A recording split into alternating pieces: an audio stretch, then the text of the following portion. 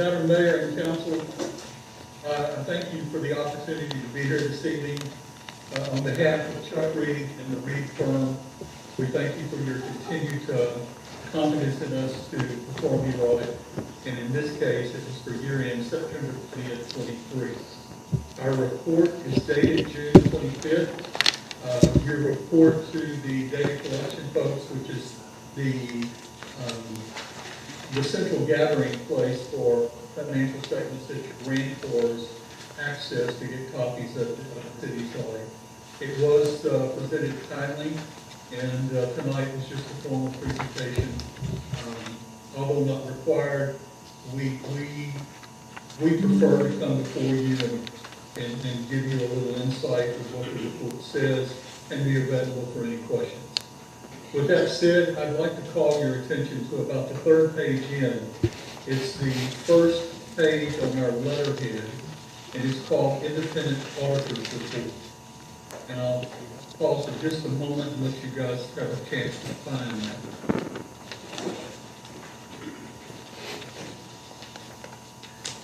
I'd like to start by reading the second paragraph. As we go through this report, I will point some changes that were made regarding language and the formatting of the report. These changes were promulgated by the AICPA, and these are the current audit report formats.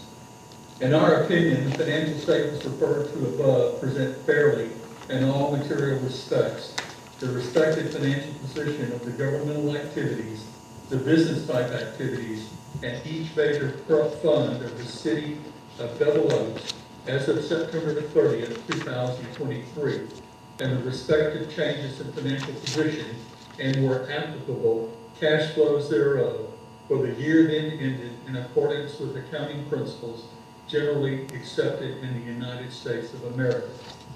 This opinion is known as an unmodified opinion. In prior years, it was known as a clean opinion. Terminology has changed, but you can't get any better than this. We found the city to be very well governed and managed. I'd like to move on down the report to the next section, which starts on page 4.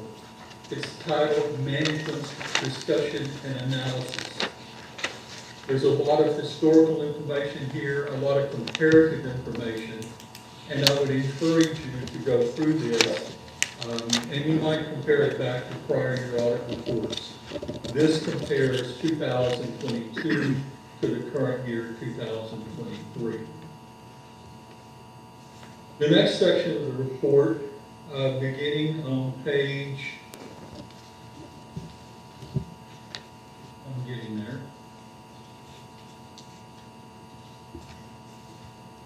Milton, is there a way you could share your screen? Because the people in the audience can't see what we're doing.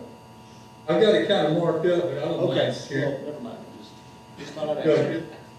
Okay, well, the report, in the future, if we ever do a Zoom again, I'll make sure we share. The report on page 10 is titled Statement of Net Position.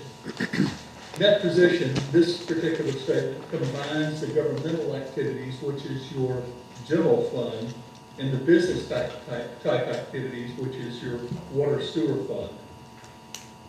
And I'm just going to primarily hit on the highlights on this particular page. Under governmental activities, the cash and cash equivalent, the line number 1, for 2023 was approximately $430,000. For 2022, that number was $386,000. There was an increase in cash of approximately $43,000. Under the business type activities, which I told you was your water sewer fund, in 2023, that number was $1,152,900, and in prior year it was $1,074,961. So that was an increase of about $77,900 in cash. Now, there is another cash item down under non-current assets, which is cash and cash equivalents restricted. The city can't spend that fund other than for various approved by grantors and other activities the council may choose to restrict. Something new in this report that you have not seen in prior years, under capital assets, GASB 87 requires governmental units to now disclose leases as a debt. And with that debt comes along with it a right of use. So you will see that 11,334 under capital asset, and then you will see a corresponding amount under liabilities, lease payable due in 1 year of 4,200, and then lease payable due in more than 1 year, that's 7,600. Like I said, this is a new accounting principle, GASB 87, and the city has elected, or you really didn't have a choice, but to disclose it this way. And if you did compare these statements with prior years, you will see the difference there. Accounts payable increased primarily due to the grant activities. You had a major road rehabilitation program, as well as a couple of other small grants, but that was the big one. Total net position increased by $1,997,000 under the governmental fund. And again, that was due to the grant programs, the road rehabilitation, and the other small ones. On page 11, this is a combined statement of activities for both the governmental fund and the business fund. It can be confusing. I'd rather move on to the individual fund statements, and they will tie back to this statement. And the reason I say this is confusing is that we are all accustomed to look at financial statements and see revenues at the top followed by expenditures. In this particular statement, expenditures are at the top, and they're combined with the water sewer operation, and then the revenues are at the top. So it is a little confusing. And that's been around now for, I'm going to say, right at 8 to 10 years. Beginning on page 12, this is the meat of the report. The balance sheet governmental funds. This is your general fund. Cash increased from prior year of approximately $83,000, which, say that again, sir? I want to talk about the potential cutoff on this Zoom because we're not on a commercial account. So we've got like 40 minutes total. I'll have a timer. That's all I was saying. Yeah, so I will conclude in about 10, no longer than 15 minutes here. Cash and cash equivalents increased by $83,000. The health of a city primarily deals with fund balance, and your general fund ended up the year at $889,000, which is a healthy fund balance compared for a city your size. You guys have overcome some horrific natural disasters. Your city has flooded no less than 3 times. I can remember when I first got involved, we were just coming out of Rita, and then we got slammed again by Harvey, and then Ike. Well, excuse me, it was Ike and then Harvey. But the city has recovered very nicely. The next page, on page 13, ties that statement back to the statement of net position. These are the reconciling items that get us back to the net position on that first statement that we looked at. On page 14 is the revenues and expenditures. In the for-profit world, we know it as the income statement. Your revenue increased from prior year by $441,000. Here again, primarily from the grants. Expenditures, they increased by $1,059,000, and that will be reflected to what was moved to capital assets at the conclusion of those programs.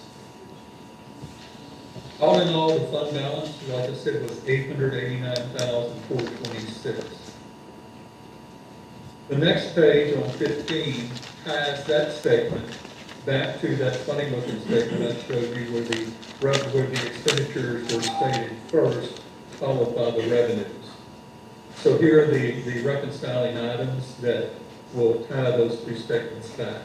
Remember, in the fund statements do not carry debt and they do not carry assets. Only the governmental statements do. On page 16 is the statement of net position, the proprietary fund, which is your water sewer fund. Cash and cash equivalents increased by $78,000. Your total assets remain pretty much the same.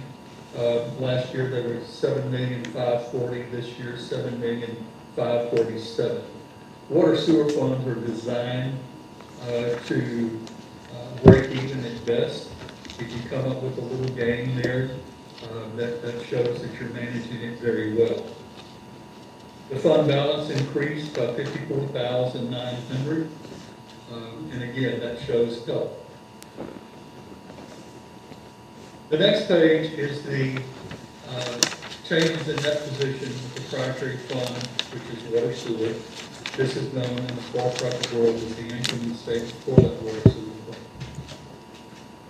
Service fees increased by $9,800. So we look to see that fund hold steady revenue-wise unless the city increases water rates or some other rate. And I think we've done that in the past, but the city council has done a good job of holding the line on that. That position, as of September the 30th, increased from prior year of $54,000, you might as well say $55,000, from that $5,968,000 to the $6,023,000. The next page, on page 18, is a cash flow statement, and this ties the cash back to the fund statement, which was back on page 16. So that cash will tie back to it. The next portion of the report are the notes to the financial statements. I encourage council to read those. This is more or less a roadmap of how to get around the statement. It tells how the city accounts for its revenues and how they are presented. It talks about your capital assets. The thing that I wanted to point out here, there are two items. One is on page 25, under capital assets. You will see under infrastructure, that was the big road rehabilitation grant, and that shows under the additions. That's why your capital assets increased so much from prior year. Those were held in construction in progress and then moved to infrastructure. On the next page, on page 26, same thing with the water sewer fund. You will see that increased, and then we moved 312, so it's agriculture and cross moved 312,500 from construction in progress to infrastructure and cleared that out.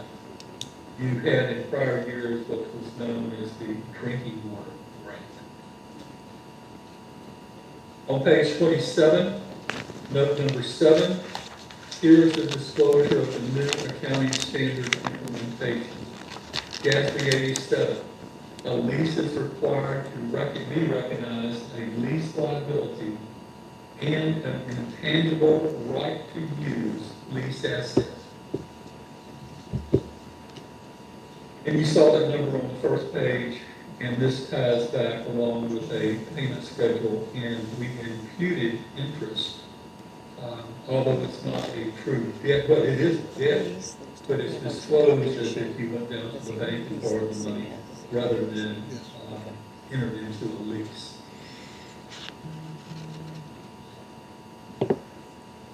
As I said, we found the city to be well governed and well managed.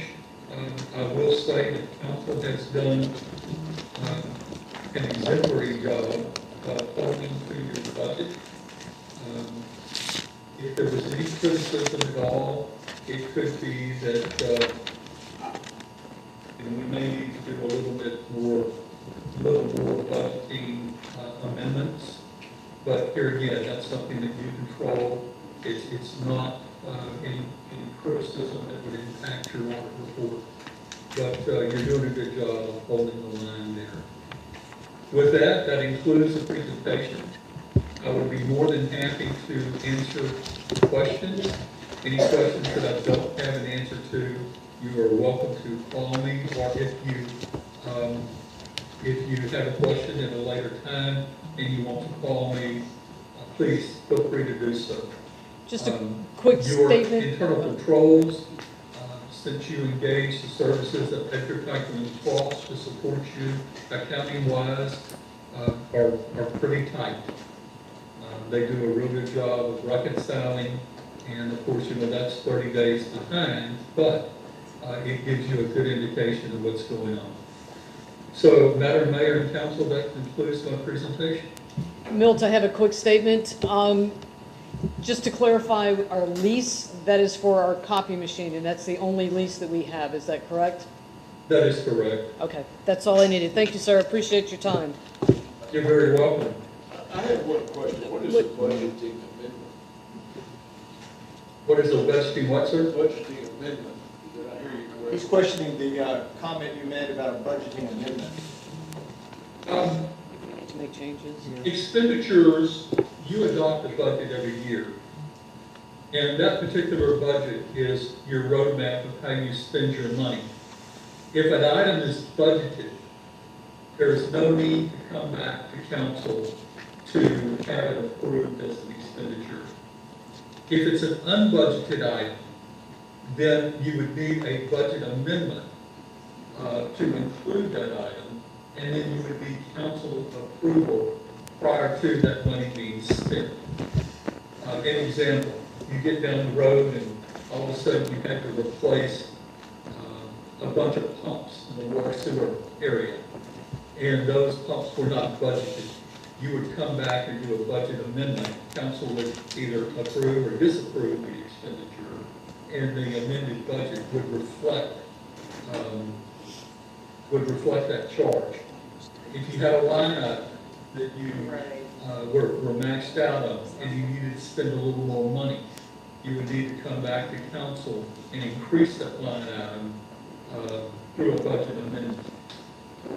And this is covered under the government code, and your attorney would be able to assist you in accessing exactly what the requirements are. And I'm one of the people in the office say that I'm weird. I'm weird in respect, but that particular one, I would rather read the government code than I would read the book. And I think you're referring to Government Code 252? Well, that's a true statement. I mean, I live by the government code, and You answered my question. I don't have it memorized. but And it's, Milt, you're actually pretty good referring amount. to Government Code 252, is that correct? When it comes to the dollars? I thought I had it here. Were you referring to Government Code 252? That is correct. Any other questions for anybody? From anybody? All right, thank you, Milt. I appreciate your Right, presentation, and we Madam will. Mayor, you would need a, you would need a motion to receive the audit. Correct. It doesn't need to be approved, but just to receive it. And again, I thank you. And if I can do anything for you, please do not hesitate to Definitely. call me. Thank you, Milt. I appreciate it. All right, if I may be excused, Yes, sir. May I have a Yes, motion you can. to thank you receive very much. Milt's audit? Done, bid. I You have a move second? to accept the, All right. Second. All in favor? All right. Any opposed? All right, ayes have it. All right, we're going to move on to number 7, which is